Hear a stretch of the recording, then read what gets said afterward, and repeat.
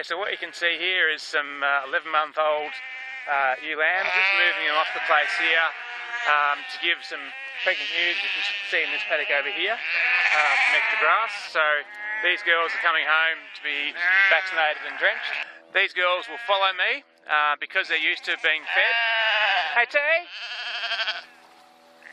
Under the tree, mate! So I've got some help out here. So if I turn around, these ewes will hopefully follow me. We'll see how we go.